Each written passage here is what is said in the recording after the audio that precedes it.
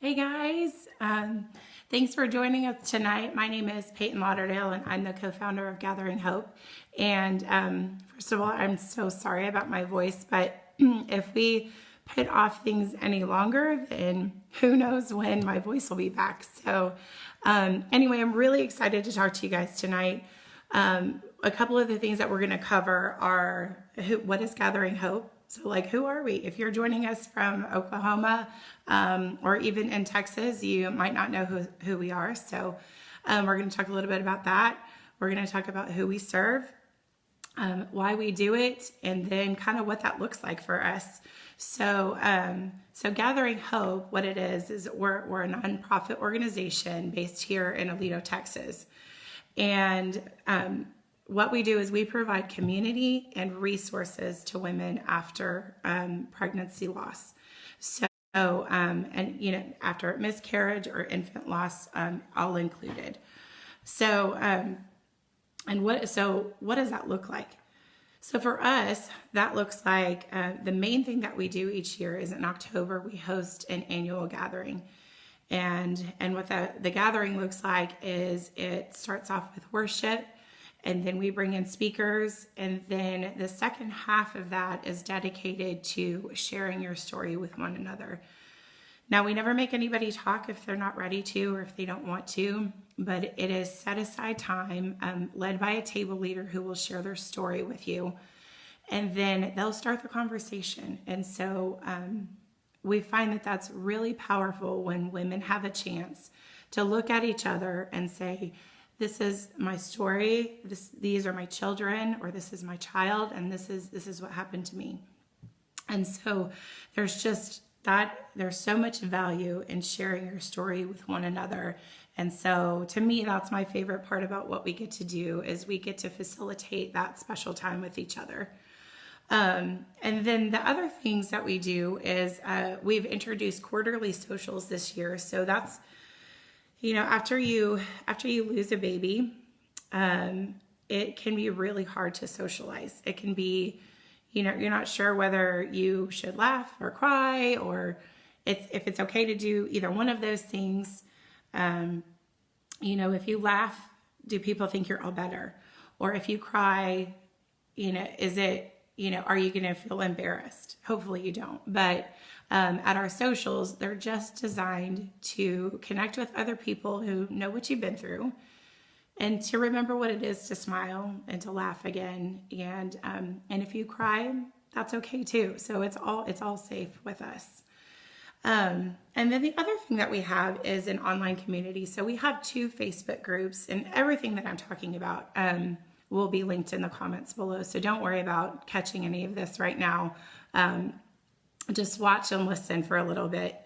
So we have 2 Facebook groups, and there's a lot of Facebook groups out there, but we think what we have is pretty special. The community that is being built within our group is it's very kind and supportive.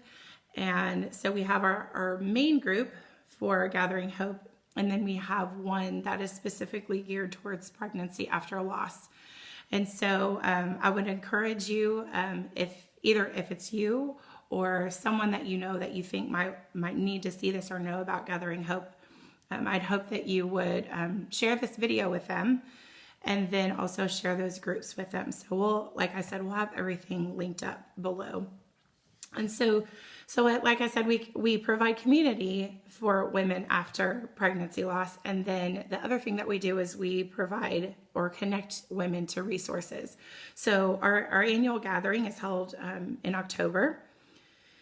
There's a lot of in-between time there. So like I said, we have the socials, but what we also have done is we've built, we've built resources. So other organizations that serve the same community, maybe in different ways, that's, serve different needs that you have, or counselors. So we're a huge advocate of counseling and getting help when you need it. And so we have some fantastic counselors there to help you in the meantime.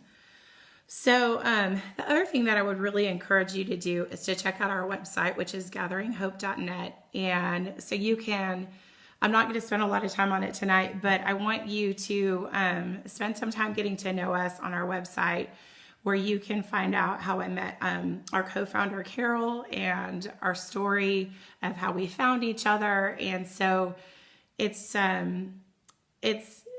definitely how it all came together is straight from the Lord, from beginning up until now.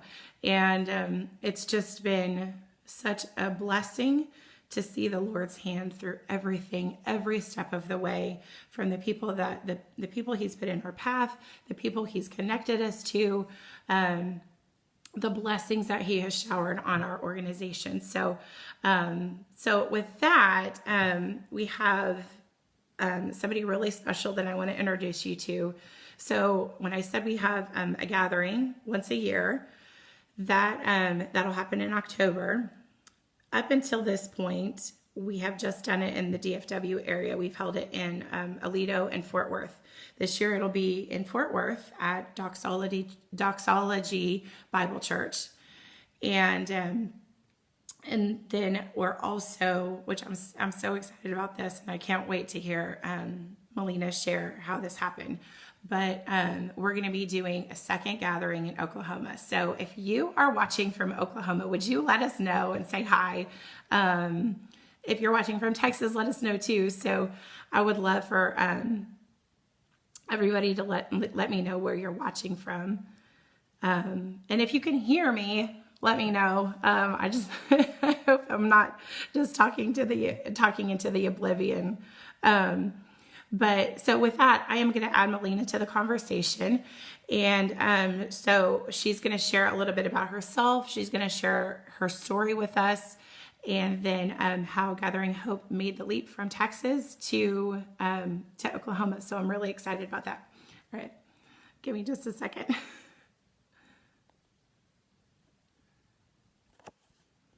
Okay.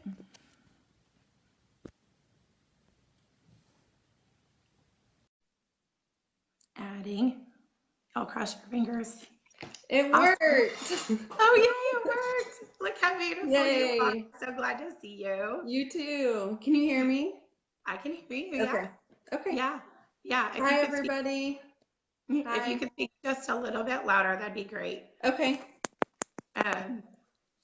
So everybody, this is Melina Moses, and Melina is she blows me away every day, but she is a very kind and very organized, very sweet and gifted woman that I'm so honored to have be a part of our organization. And so she is serving as the volunteer coordinator for Oklahoma this year. And so just to get us started, would you just kind of introduce yourself to everybody before we get into your story? Just tell us a little bit about you.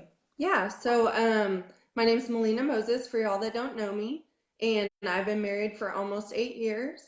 I have 3 beautiful children. Mackenzie and Jackson, they are 2.5, and Maddie is almost a year. She'll be a year in May. And so it's beautiful chaos is what it is. But yeah. So that wraps up my. That's a lot of little people in your house. It is a lot of little people. Yep. Yeah. I love. Well, I haven't gotten to see you in person that much, and I've only met your kids one time, right? Just once, Yeah. right? Yeah. But they are so cute. Thank you. So I love every time you post pictures of them. Okay, so the next thing that I'd love for you to share with us is just, as much as you feel comfortable, I would love for you to share your story, like you've done at Gathering Hope in the past, and then we'll kind of get more into how you became a volunteer with us. Okay. So as soon as me and my husband got married, we knew that we wanted to start trying for kids, and it didn't happen as quickly as we thought. I've always had like endometriosis and issues in the past, so I kind of thought maybe we might have a little bit of trouble. So I talked to my doctor about it, and of course you knew that before you started trying for kids. I just had I had endometriosis. I knew that, okay, but I wasn't sure of how that would affect. Everybody said you're young. no problem.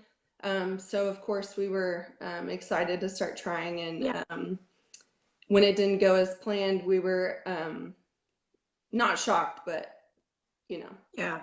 So Yeah. we started months and months of testing, and everything came back normal, normal, normal. We did 3 rounds of IUI, and everything, nothing, no pregnancy, nothing. The doctor told us that we'd likely have to start on IVF, so we did. Luckily, I had great insurance, so we moved right on into that. And so we did our first cycle, and we were pregnant. We transferred 2 embryos, and one of them split, and so we were pregnant with triplets. It was, Oh. it was, it Well, how did still, you feel when you found out you were having triplets? it was very overwhelming. And it was actually pretty devastating in the same sense, because at the appointment that we found out that we had conceived triplets, they asked us if we wanted to do selective reduction, Wow. which I thought was just, I don't know, I wasn't really prepared for that. No. But that's our guidelines. And so of course we did not want to do that. Yeah. And so we went on with the pregnancy. At 6 weeks, that was confirmed triplets, 3 heartbeats. At 8 weeks, the fraternal triplet no longer had a heartbeat. The 2 identical twins were still growing fine. They were doing great. I thought to myself, I was like, oh, okay, well that's how it must feel to lose a baby. And it didn't really impact me because I had 2 other babies. It was sad, don't get me wrong, but Right. I was like, this is, you always hear people who've lost a baby, and before it had happened to me, I just kind of brushed it off. Oh, I'm so sorry. And so when it happened the first time, that's how I felt. I was like, well, it's very sad, but we're going to push on, and we still have these 2 Right. babies growing.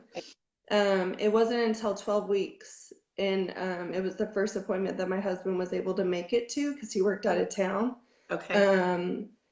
And there was Had no been heartbeat. with you through any of those Do other what? appointments.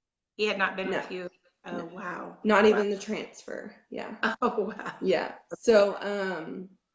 So it was really a really exciting appointment. Yeah. And it was like the day or a couple days before Thanksgiving. We were supposed to celebrate Thanksgiving with family, Right. and it was just a huge, huge shock. You don't expect that. Yeah. And so of course the doctor, they did genetic testing. I had to have a DNC, and they did genetic testing, and everything was fine. And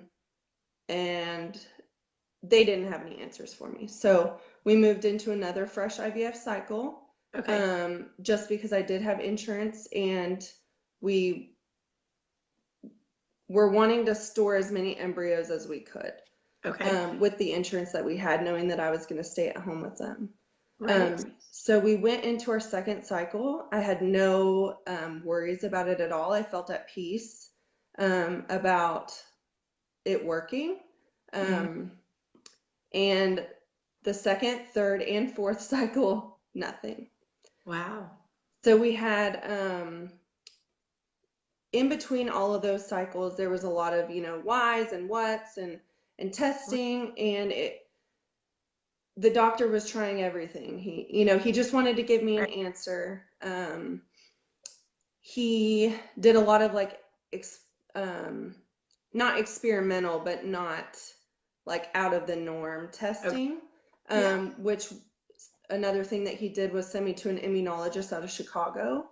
So Okay. I worked with the immunologist for several months, and it kind of went around in a circle back to square one. It didn't Okay. really show anything. My blood work showed high levels of killing activity, Mm-hmm. but my killer cells were normal, Okay. like the level. Okay. So again, it just kind of brought me back to stand still. Right. And why, you just kind of muddle in that place of why, you want to know Right. why. And it was Yeah. hard. such a common question. Yeah. Like after or during or like all of it. Yeah. Like why? Right. Yeah. Right. I think we all have that innate desire to know why we're going through these trials, why didn't it work, that kind of thing. So Yeah. go ahead. So this whole time, I had several ladies who were just pouring into me, and although they didn't, some of them knew grief, but some of them didn't. Yeah.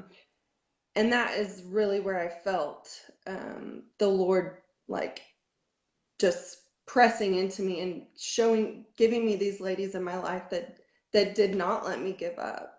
And so we took a break, and we just Can I back up and ask yeah, a question? yeah. So were these like friends? Were they relatives? Like how Coworkers and did you know friends them? from church. Okay. Coworkers and friends from church and friends. Yeah. So you were open about what was going on. I was, but on the other hand, a lot of friendships were impacted because, people don't know what to say, Yeah.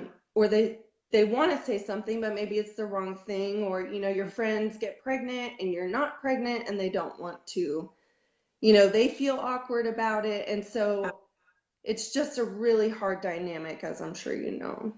Yes. Yeah, it is. Yeah, Navigating friendships after yeah, um, or going through infertility and going through loss it's both hard it's because hard. people Yeah, just don't know what to say. I know.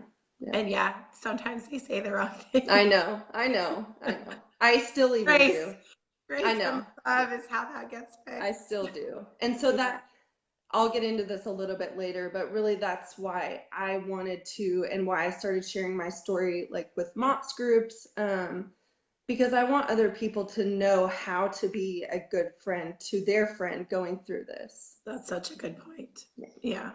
Yeah. Because people just don't know. They don't, and it's not their fault, you Right. know. And like I said, before I had experienced any sort of loss, I would have done the same thing. Oh, I'm so sorry, kind of just brushed it off and went on with my day. Right. It's one of those you just don't understand until you've been there. Yes, I remember sharing with my husband when we were pregnant with my son. Mm-hmm. I said, just I've heard how common miscarriage is, and we're just so lucky that's never happened to us. Yeah. Yeah. And like, I can't believe I said that Yeah. or would have dismissed like when I would have found out somebody had a miscarriage Right. or at that point I had not knowingly known someone to to go through what we went through, but it's still all just like, yeah, you just don't know Yeah. what to say, and I know. then yeah, you say silly things. You do. Yeah. Yeah, And it's okay, but yeah. God covers a multitude of he things, does. doesn't he? Yeah. Yeah. Okay, Yeah. go ahead. So we ended up taking a break. We felt like 4 cycles over the span of 4 years was a lot. So Yeah. we took a break and we decided to find a new doctor. Okay. My neighbor, her daughter-in-law was working at a doctor's office out of Southlake. And so this whole time she's been telling me, you need to come to Dr. Gada's office. You need to come to Dr. Gada's office. Yeah. But I really did like my doctor, and I felt comfortable there. But after 4 cycles, I felt like a second opinion was, Definitely warranted at warranted. that time. Yeah. Yeah. Yeah. Yeah. So we went and saw him, and he too didn't see anything out of the norm. So we decided, well, let me step back a little bit. He looked over like our file and didn't see anything out of the norm. So he did a saline sono and showed there was a band of tissue in my uterus. And so I'm Okay. not sure if that was from the DNC and it had been there for the cycle 2, 3, and 4. But he was able to remove that, and we went on with a frozen transfer. We had 2 embryos left. Dr. Gada is not known for doing more than 1 embryo, but with Oh, our wow. past, he did Right. agree to transfer both. Okay. So we went into that 5th cycle, and it was canceled like a week before transfer, with not optimal like everything just wasn't perfect. And of course it was Yeah. upsetting, because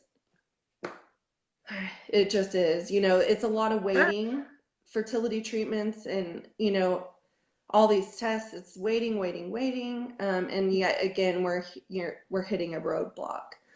Um, and I also want to step back and say, so after the fourth cycle, my cousin had reached out to me, and she offered to carry for us.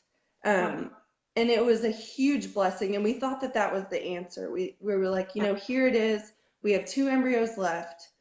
We have somebody who has offered to do this for us. Wow.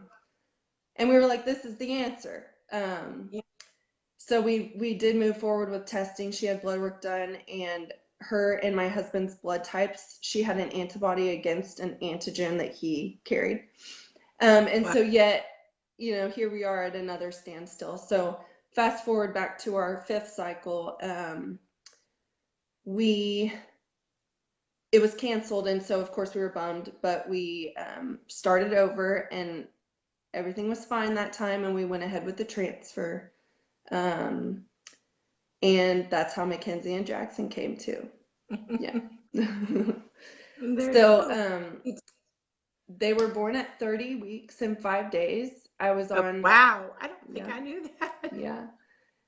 I was on, well, I started having some cramping at 26 weeks. Okay. Or 24 weeks. So I called my doctor, and I asked them if it was normal. I told them that I'd been hurting, and they told me it was normal for twin pregnancy and to just, stay off my feet and drink more water.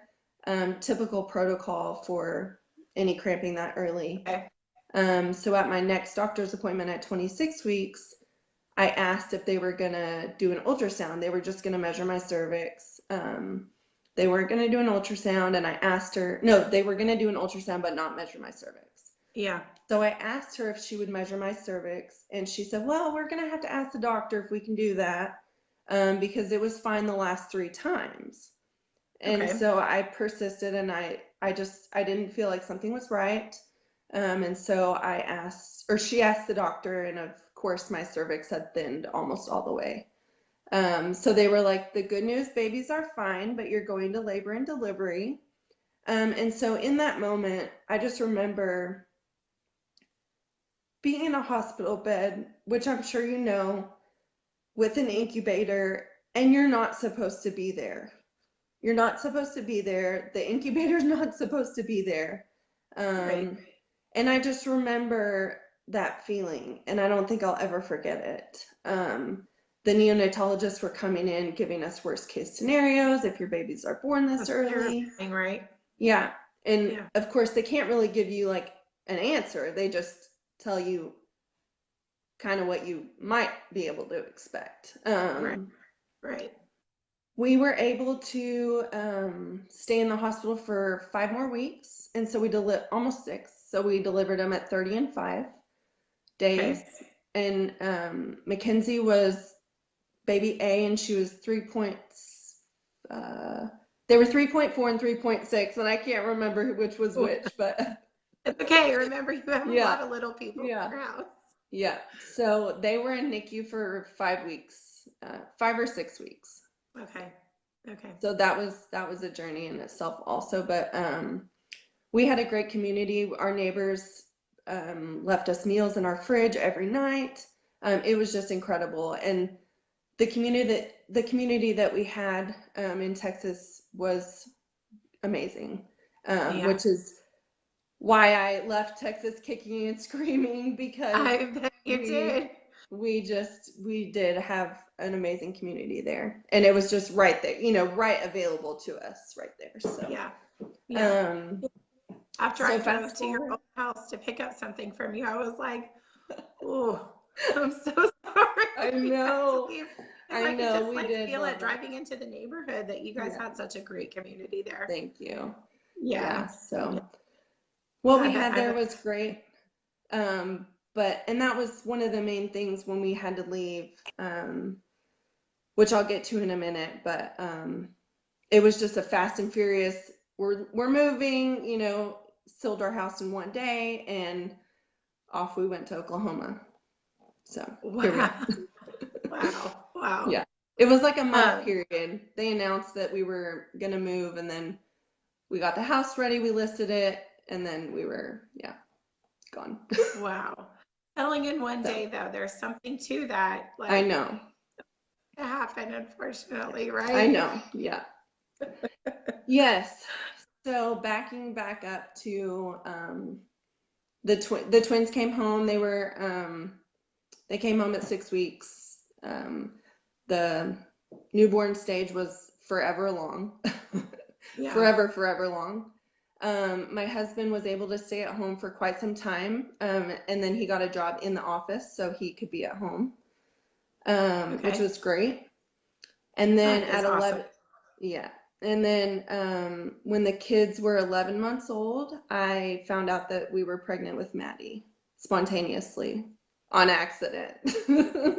Wow. Yeah. Wow. So we were changing the kids' diapers, and they were in the phase of, the alligator roll, just trying to catch the alligator, trying to change their diapers. And I Yes. asked my husband if we could potentially do that with three. And I don't know if his face went white or blue or what, but so Oh my gosh, that's a lot at one time. yeah, a lot. And we had just found out that we were potentially moving that week also. So um I don't think I knew that part either. yeah, yeah. Wow. Wow. So then we found out that the company was in fact going to relocate to Oklahoma City. So we Okay. started looking for houses, and we put our house on the market and sold in one day. So Oh, off we came to Oklahoma. No, we do know some people here, but of course we don't have, we didn't have the great. community that we left. Takes time. It Takes does, yeah, yeah. Which yeah. I feel like it's taken a lot less time this go around, because of the people that God has just placed in my life. But we're still working on that. So I love that. I love that God is putting people in your path. When I talk to you and you're like, well, I've met someone else, or, like it yeah, just seems like it's happening really quickly for you. yeah, yeah, Yeah. yeah. It's been great. Um, so tell us how Gathering Hope came into your life. Okay, so when we lived in Texas, we went and saw Dr. Parker for Mackenzie's head. She had a misshapen head, so we saw Dr. Parker, and she was on the decor team at the time. And Okay. so she knew our story, and she asked if I would be interested in helping. And I was Okay. like, I have these two newborn twins at home. My husband travels 20 days a month. I don't think I can do it now, but maybe next year. Okay. So next year rolls around, and then we found out we were moving. So Yeah. I was able to come back down to the gathering last October, which was the first gathering that I had attended. And it was, Wow. yeah, it was, This has all happened so fast. I know, I know. And Yeah. sorry, I'm jumping around here, but That's okay. before I attended the gathering, I went back down to attend the IF conference at Trinity Bible in That's right. Aledo. Yeah.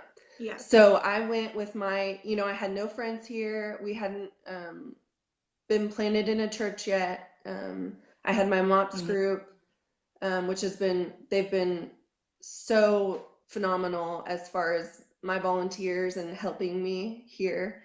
Um, but I didn't have any, Sorry. it's okay. I didn't have any other Good. friends. And I was still really missing my friends back home. Still living in the why are we here, mindset. And so I came back down for the IF gathering with my two of my neighbors, and they were assigned seats, which we weren't very thrilled about. But they did tell us Yeah. that the seats had been prayed over. Um, and we were like, you're like, okay, well, I still can't sit next to my friends, but whatever. Right. I don't really care right now. I want to Yeah, sit by her. yeah, exactly. And I ended up sitting right next to Carol. So when we were doing our introductions, she said that she was on the board for Gathering Hope. Um, Yeah. and I was like, oh, I need to talk to you about something. I just moved to Oklahoma, and if you are wanting to get it outside of Texas, I'd be interested in like chatting with you about that. I didn't think that she was When we talking heard about, that, we were like, yeah. She texted me, and I was like, I'm sorry, what? yeah, but I Yeah, didn't it think was it just would a be a wild thought to, gathering. Huh. right, I didn't right. think it would It be was a just a wild gathering. thought to us.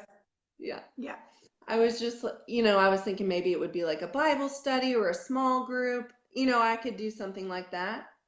So yeah. when you guys came to me and said a gathering, I was like, well, I don't know about that. Let me get back to you. I don't know anybody here. Yeah. Um, Yeah. so I also used to work with her brother-in-law, Scott. Oh, And that's so that right. it doesn't really that doesn't really pertain to anything other than it's just funny how small of a world it is. It is a very small world. Yeah. Yes. Yeah. So Okay. that's how, So you yeah, came to the gathering. So you ended up coming to Gathering Hope I did. Yeah, last year. Yeah. I did. Yeah. So I think we had a couple of women come from out of state, which was a first for us. Mm-hmm. And so we were just really thrilled and honored that anybody would drive in. Well, of course, we think it's worth it, right? Yeah, yeah, But yeah, we were really excited about that. yeah. So, And so thrilled to have you. thank you. And the other girls that came from out of state was at my table, and her story was one that moved me the most. To be able to, it just made me realize that the need is there for more than miscarriage. It's not the early losses, and I know we don't compare, but Right. it did not. I did not even think that it happened. The late term losses, and I knew it happened. I just didn't know how frequent it happened and how there was really no support for women that had gone through that. Right. Right. Yeah, it's I'm glad you made that point that we don't compare because what I really stress to people is we serve moms who've survived miscarriage, early miscarriage, and through early infant. And um, what I want to say about that is that we're all missing a person at our table, right? Yeah. We're all missing a person that we love very, very much, and so our experiences are different, but we're all still missing a baby that we wish that we had with us and that we were getting to raise that child. And so that's the thread that really ties us all together. Yeah. So And yeah. I saw that at my table. It was incredible. The night was amazing, and I was sharing my story in Gathering Hope with Our Ladies Bible Study this morning. Um, Mm-hmm. and at that time, I was past my miscarriage, and it still wasn't something that it didn't tug at my heart anymore. It was something that I thought about, but it wasn't something that I would start crying over. I was at peace at, and then my dad passed away last June, and so it kind of um, just brought up grief. It just brought Right. grief up for me, and I realized it's really not about whether you lost a 12-week old baby or you didn't even know you were pregnant and had a miscarriage. Right. And that just Right. really like pulled me back in and got me even more excited about Gathering Hope here in Oklahoma. Yeah. Yeah. Thanks for sharing that piece with us. Yeah, Mhm. grief is I think it's the strangest human emotion that we have, Yeah. and it's so unexpected and wild, and um, it can just really throw you, but it can also do some really beautiful things inside your heart if you allow yourself to actually go down deep and feel it. Yeah. Um, and I think I think we end up coming out more whole and healthy when we allow ourselves to grieve the way that we need to. So, um, so that brings us up to Oklahoma. And so you wanting to have a small support group has turned Yep. into us having a gathering in Oklahoma. Yeah. Share a little bit about kind of how we arrived at doing a gathering. Carol and I, we came up there to meet with you and a couple of other ladies, and kind of share what happened there. Okay, so we, of course, when they mentioned, or you guys mentioned having a gathering, I was like, no, there's no way. Like, I can't do this by myself. I don't know anybody here, which is not true. But of course, I still feel like I don't know anybody, and my husband's I like, know. "Are you nuts?" So funny. So, we met at a little cupcake shop, Mm-hmm. and everybody was so excited. Like, there were four, me, Angela, yeah, Yeah, or 3 or five. 4 of Yeah, us. And everybody was just so, yeah, let's do this. And it yeah. was so easy. I didn't really have any hesitation about it. Although I had 3 No, kids at home, 2 and under, I did feel at peace about it. yeah. I felt like, I remember, I just was like, well, I mean, we're gonna, here we've laid out the plans of what this look, what it would look like, how this would work. This is our first time, just to be honest, mhm, to take this outside of where we live, um, and so kind of the bumps along the road that are surely going to come, but there was a I will lot of never. uncertainty. Yeah. Yeah, for sure. There's, Hmm. there's uncertainty with anything new. Yeah. And especially given what topic we cover, it can be, it's a really fragile, tender thing that we deal with. But like you said before, the need is everywhere. Hmm. Um, and so, you know, I, don't- I, whenever I share what Gathering Hope is, if it if that person I'm talking to hasn't experienced the loss of a baby, they almost always say my sister, my cousin, Right. my mom, my Right. friend, um, and they say this is just so needed. Yeah. So so I will just never forget looking at you and you saying, you know what, I'm not going to use my kids as an excuse. The answer for me is yes. And I like you could have pushed me over with a feather. But this really felt natural. Like Yeah. okay, the next step, God keeps just giving us little baby steps along the way. And I love that about him. He doesn't give us too much. He gives us just enough for what we can handle right now. Hmm. Yeah. So um the question I had for you is I know that you were, and we've kind of gone over this a little bit, but I want to ask directly, like, what was it that inspired you to to be a volunteer with Gathering Hope? And like, what would you tell someone about being like why they should? So what inspired me was actually attending the gathering. I had heard about it for the last 3 years, but I was so moved by hearing every woman's story at the table. Um, and I went not knowing anybody. I didn't know anybody Right. there. I mean, I knew Carol, and I knew Michelle, but I didn't go with anybody. Okay. But I sat down and every person's story was totally different. And it was not one person's was even semi close. The, there was no To your comparison story. at all. Yeah.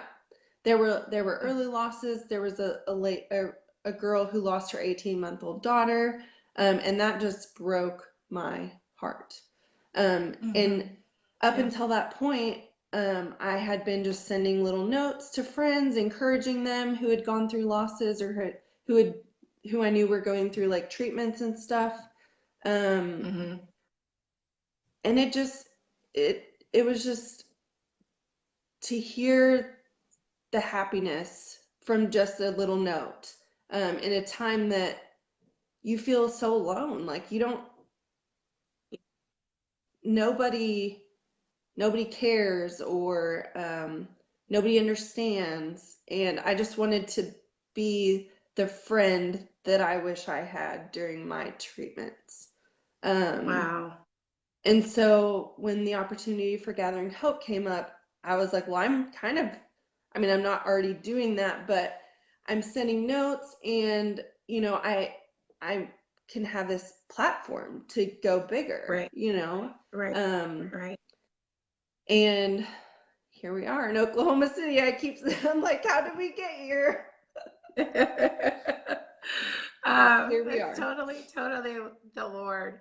Um, as what would you tell someone who is thinking about coming but doesn't have anyone that they know that they can bring with them, who might be apprehensive about going, period? What would you tell Okay. them? So my table leader reached out to me, I think maybe two or three times. And so Mm-hmm. I I knew that I would have a go-to person when I showed up, um, Okay. which was really comforting knowing that I wasn't just gonna walk in blind. Right. Um, but I would just say, come. Like, you have to come. There's you can't not come because of what you're gonna miss out on. It's just a really wonderful night of healing and worshiping, and just worshiping with tears streaming down your face because you're so either grateful or you're still really, really sad. Right. But it's just a really powerful night. It's a powerful Yeah. night. I, I tell people that you don't have to be all better to come. Yeah. You don't have to be, it didn't have to have happened years ago. It didn't. And, I mean, to be transparent, there are women who will show up who, who haven't been through this quite yet. Yeah. Yeah. And that's just the scientific part about, unfortunate scientific part about the statistics of how many people experience this. Um, but but yeah, I mean, we have people in all stages. We've had women who have lost their baby many years ago. Um, so it really is it's to honor your baby Hmm. and to set aside that time for them, but it's also to honor you as a mom. And that's that thread that is common amongst every single one of us. Hmm. So, given all of that, I am looking at my notes here, and I would love for you to share um, when, where, how. When is Gathering Hope in Oklahoma City? Share that information with us. Okay, so we're gonna have our event at the Firehouse Community Outreach Center and more, and that's gonna be on October 26th from 4 to 7. Okay. Um, we're still looking for volunteers. We're still Okay. looking for some table leaders. So if any of you out there from Oklahoma or from anywhere that want to travel, who have had a loss and are willing to share your loss at the table. It's the only volunteer position where you're required to share your story. Is that correct? That's correct. Right. Yeah, it's the only position we have. We have such a wonderful group of people, men and women, mostly women, but people who volunteer do not have to have experienced a loss. Um, with the exception of a table leader, because what you'll do is you'll share your story, to kind of set the example for what's going to happen at the table.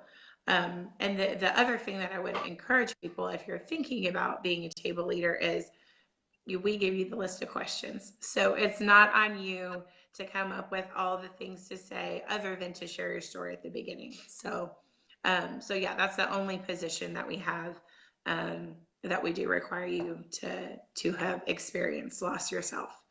But other Mhm. than that, what are some of the teams that you need help with right now? So we're Do you still know? looking for some guys for our security team. We have 2 or 3 spots Okay. open for that.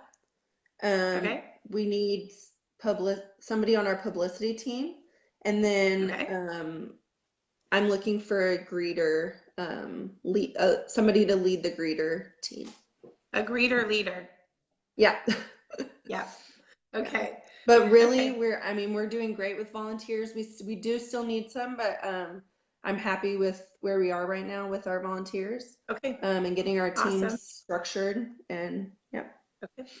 And we So are go ahead. sorry, we're hoping to serve 75 women. We have already had some people sign up, and I've Okay. been trying, if they don't put where they heard about us, I've been trying to ask them. And some people Okay. are finding out about it on Facebook already. So Great. that was really encouraging to hear that the word's Yeah. traveling. It's getting out there. Yeah. I'm so glad. I'm so Yeah. glad. We have some really wonderful partner organizations who have stepped up, Yeah. who've shared our information. And so, y'all, we are so grateful for you. I There's know. no way we could have done this without them. And so those they're just helping us share what we do, and I think that they're eager to have us there in Oklahoma. And so let me see. I don't want to leave anything off here. Okay, the needs coming up. So we need some volunteers. Hmm. And then the other thing that we need for, if you're watching from Texas, this is a need we have here too, is we need sponsorships for both locations. And so one thing that we do is we do not charge anyone to attend Gathering Hope. Um, so we have really generous people step up to help us give a really beautiful experience. We give away bags filled with things just to make mom feel loved. And there's usually a book in there, just some comfort items. And so that also helps us to defray the cost of the location and just making it really special and beautiful. And so when a woman walks in the door, she knows that she was thought of and expected, and that we were really eager to serve her. So yeah, we need sponsorships to make that happen. Melina, am I forgetting anything else? I was gonna say if anybody has any questions, they can email me directly about the Oklahoma City event. My Okay. email is melina@gatheringhope.net. Okay. And you can email me with any questions or leads on sponsorships or anything that you may have to contribute for our event here. You can send it Okay. to me and I will either get it to the right person or take care of it myself. First, oh, that's awesome. Okay, so God can do this. God is doing this. I'm really excited to be partnering with you and all of our volunteers, and I'm really looking forward to meeting ladies in Oklahoma. I'll be there. Carol will be there, and so we'll be announcing all of our speakers soon, which I'm really excited about that. And if you know who it is, don't say anything yet. um, but yeah, the Lord is moving, and I'm just really I'm really grateful for you personally, from me, Thank you. and I know our organization is grateful for what you're doing for us. I know it takes time and effort, and with all those babies, I know Mm-hmm. that it can be difficult. So thank you for what you're doing. You're welcome. Yeah. Happy to do it. I'm gonna pray. Do you have anything else? Okay. Okay. Nope. Okay. Heavenly Father, you are doing amazing things. We feel so privileged to be doing this work, doing your work. And Lord, help us to glorify you in all that we do and every step that we take. Help us to be wise and steward everything that you gift us, whether it be time, people, finances, Lord. We just lift all of that up and ask that you bless everything, so that we can lead people to you, Lord. Lord, I pray for every mom who is watching, every mom who will watch this later. Lord, you are kind and near. Lord, just be near, so close that each woman watching this will know that it is you who is right next to her. And Lord, just help us to be your hands and feet as we go forward, and give us your guidance. In your name we pray. Amen. Okay.